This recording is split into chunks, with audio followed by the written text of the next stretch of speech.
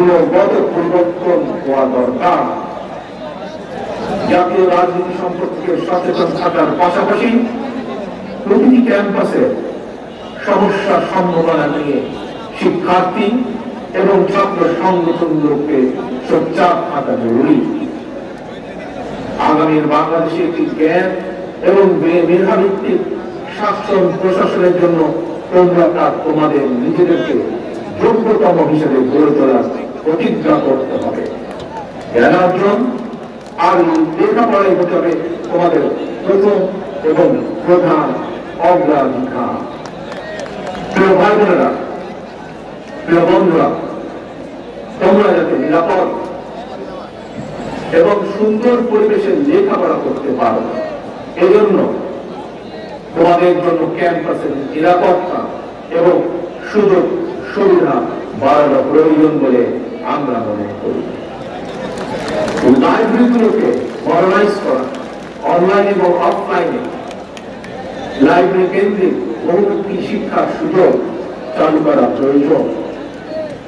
আমি বিশ্বাস করি শিক্ষার্থী এবং শিক্ষা ব্যবস্থার উন্নয়নে যে অর্থ রাষ্ট্র বরাদ্দ করে, যে অর্থ রাষ্ট্র খরচ করে, সেটি কোনো ব্যয় নয়, বরং শিক্ষার্থী এবং শিক্ষা ব্যবস্থার উন্নয়নে যে অর্থ ব্যয় করা হয় সেটিকে আমি বিনিয়োগ হিসাবে দেখি, রাষ্ট্রের বিনিয়োগ হিসাবে দেখি, ভবিষ্যৎ নির্মাণের বিনিয়োগ হিসাবে আমি এটিকে দেখি।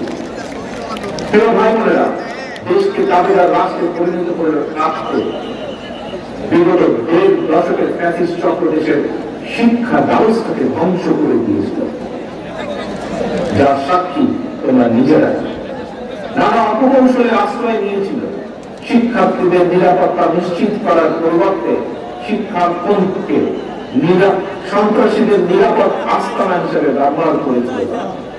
প্রিয় ভাই বোনেরা, আজ এই মুহূর্তে লক্ষ লক্ষ তোমরা আজ শাহবাগে যেখানে এই সমাবেশে তোমরা বসেছ, যেখানে এই সমাবেশ অনুষ্ঠিত হচ্ছে, এর পাশেই কিন্তু খুব সম্ভব তোমাদের হাতের বাম পাশে হবে বোঝা, হাতের বাম পাশে, অর্থাৎ মঞ্চে যারা বসে আছেন তাদের বাম পাশে, মঞ্চের সামনে তোমাদের যারা বসে আছে খুব সম্ভব তোমাদের হাতের বাম পাশে ঢাকা বিশ্ববিদ্যালয়, ঐতিহাসিক ঢাকা বিশ্ববিদ্যালয়।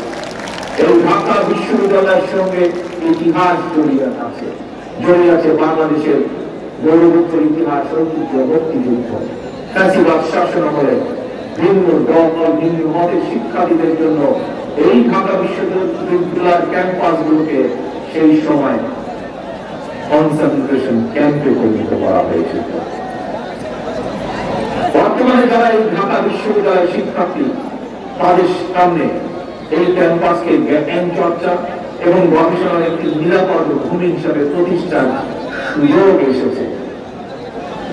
প্রাচ্যের অক্সফোর্ড খ্যাত এই বিশ্ববিদ্যালয় গৌরবজনক ইতিহাস আবারও ছড়িয়ে দিতে হবে তোমাদের যারা উত্তরসূরি শিক্ষার্থী তাদের মনের ভিতরে।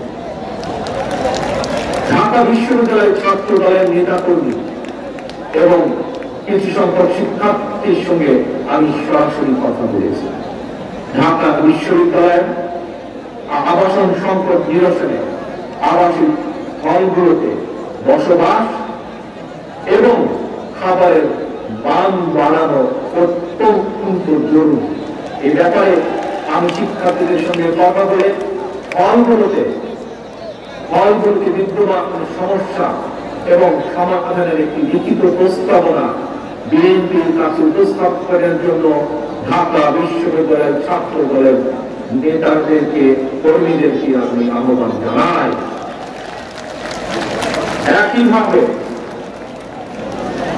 একইভাবে দেশের অন্য বিশ্ববিদ্যালয়গুলোর শিক্ষক শিক্ষার্থীদের সঙ্গে কথা বলে সেই সব বিশ্ববিদ্যালয় সমস্যা এবং সম্ভাবনা নিয়ে সুপারিশ হওয়া রিপোর্ট তৈরি করার জন্য ইতিমধ্যেই বিএনপির পক্ষ থেকে ছাত্র দলের সংশ্লিষ্ট নেতৃত্বকে নির্দেশনা দেওয়া হয়েছে।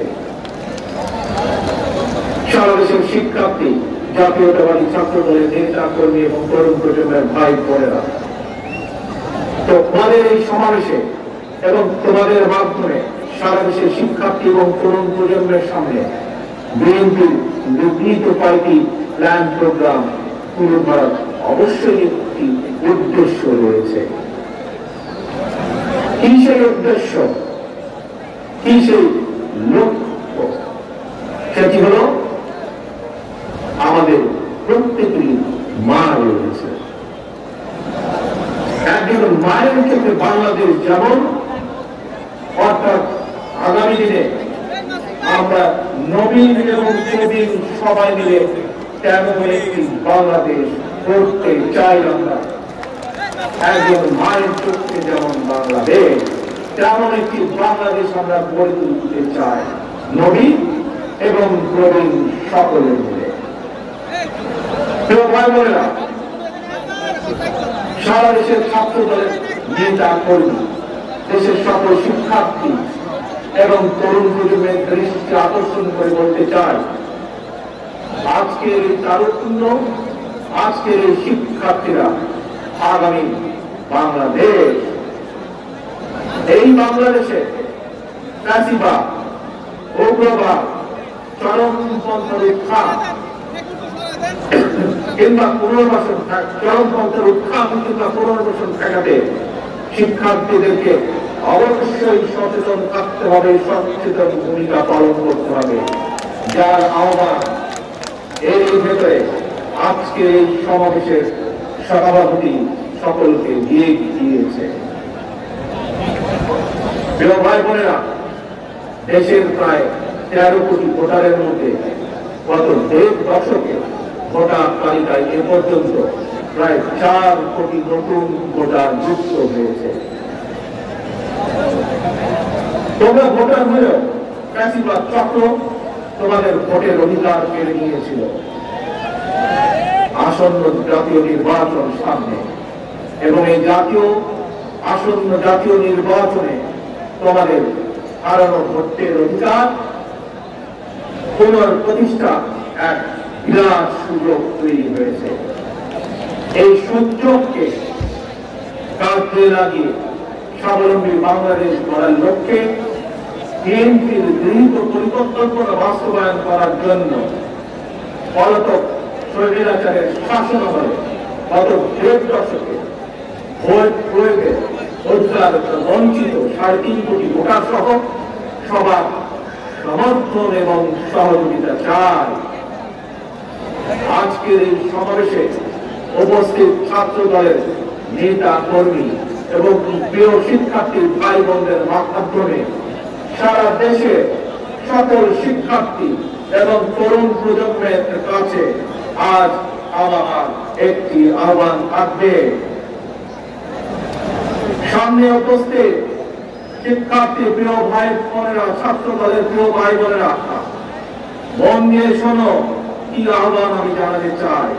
তারপরে আমার এই আহ্বানের কথা ছড়িয়ে দেওয়া তোমাদের সকল শিক্ষার্থী, সারা সমগ্র বাংলাদেশে ছড়িয়ে ছিটিয়ে থাকা সকল শিক্ষার্থী, সকল আগামীর বাংলাদেশ ভবিষ্যৎ প্রজন্মের কাছে যারা নতুন ভোটার, তাদের সকলের কাছে আমার এই আহ্বান ছড়িয়ে দিতে পারবে, ছড়িয়ে দিতে পারবেন আমার আহ্বান ছড়িয়ে দিতে।